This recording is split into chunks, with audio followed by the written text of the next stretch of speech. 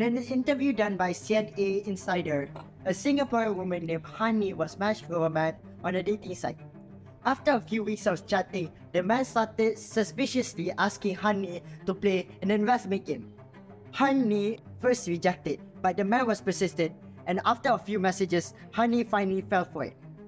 She first put in 100 Singaporean dollars, and a couple of days later, she received 110 back. This managed to trick Hani into actually thinking that she could earn money. Slowly but surely, the man asked Hani to put in more and more money, sometimes even asking her to use her friends or her family's money.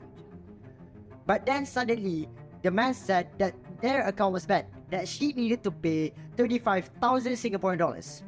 Where then she finally realized it was all a scam, but at that point, she already lost 70,000 Singaporean dollars. Now you may think you're not the type of person to fall for these scams. But what if your family or your friends ask for a small loan?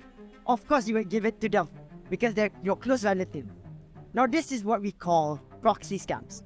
Proxy scams are where scammers use the vulnerability of an individual to siphon their money from their friends and family to their own pocket. Remember, a chain is as strong as the weakest link. And look at it this way, it is no wonder in 2020, the scam rates stood at a very high 266 million reported cases, but which is also 1 in 33 people. But this is only represented in just a small fraction because only 3 to 50% of people actually report. And I hope this proves to you why scams are not a matter of if, but a matter of when. Thank you.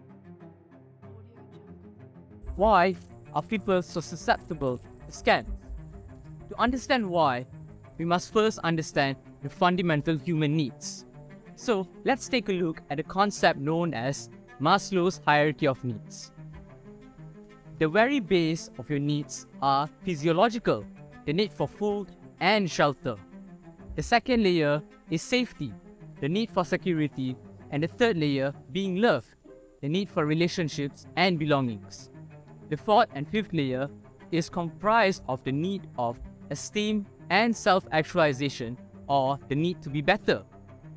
Maslow found out that the further down the pyramid that you go down, or in other terms, the more that you're deprived of your very basic needs, such as food and shelter, the more likely that you are to willingly sacrifice your dignity and honor to ask money from your friends and family members.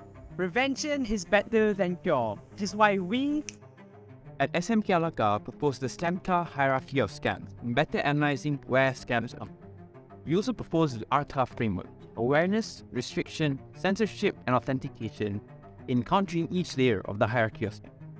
At the tip of the pyramid, we have scams that target an individual's fulfillment needs. These look like fake online gurus and scam courses.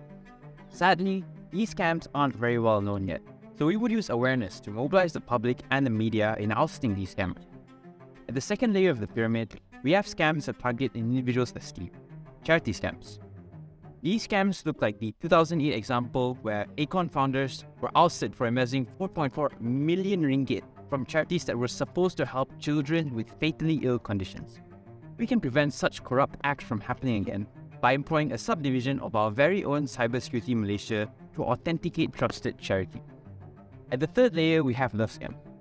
Following the story my first speaker told you earlier, we can prevent these scams from happening by requiring dating site users to upload personal on dating sites. They can be used to track them down and hold them accountable. We will then authenticate these users and restrict all others. At the fourth and fifth layer, we have scams that target an individual's most basic needs.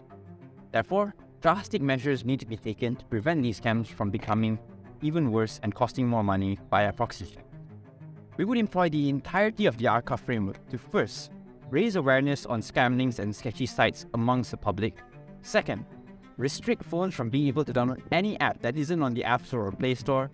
Third, censor ads and links that do not have a registered domain. And fourth, carry out regular authentication sweeps on websites that people use them.